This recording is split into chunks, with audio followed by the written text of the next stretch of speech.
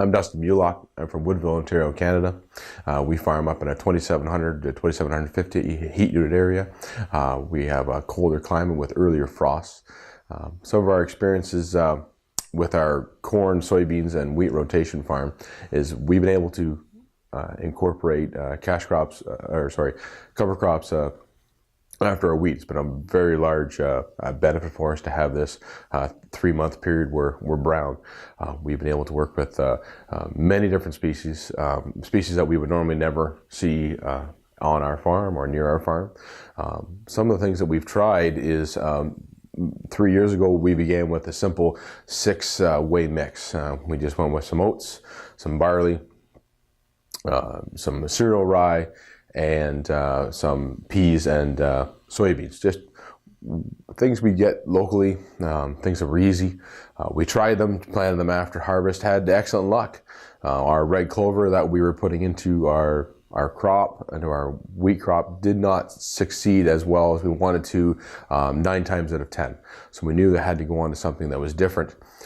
We decided that we wanted to continue to produce some nitrogen for our corn crop. And to do so, we decided to use some legumes afterwards. Our forage peas worked excellent in our climate.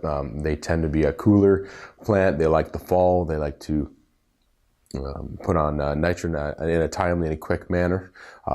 We also are experimenting with Austrian winter peas as well as a new pea, lynx peas. We want these peas to overwinter. We've had some success even in our harsher climate.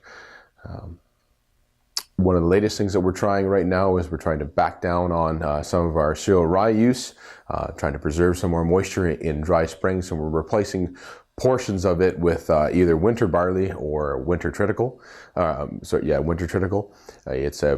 It's a more vegetative crop. And that's what we're going for. We're trying to get more biomass in the spring, trying to keep the microbes alive, etc.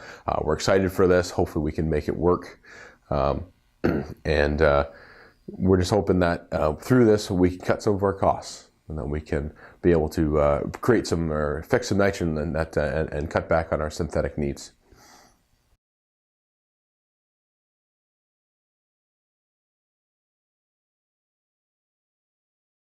Number one this year especially would be when to terminate the cover crop in the spring. We've got to learn to be very dedicated and very on top of what our soil moistures are. We need to get we're developing and investing in some equipment to help us determine baselines when the moisture is low enough that we have to terminate to preserve the germination of our crop. We've also run into issues in the past of end fixation and nodulation not happening well enough. So we're investigating into sources of nodulation products, etc., to help us where we need them, which species need them, which ones don't.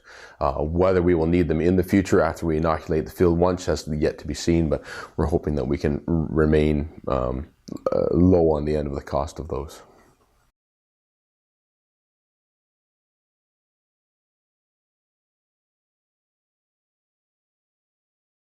When you're dealing with the cover crops in the strip till, we've got an opportunity that a lot of fellows don't have when they're dealing with no-till.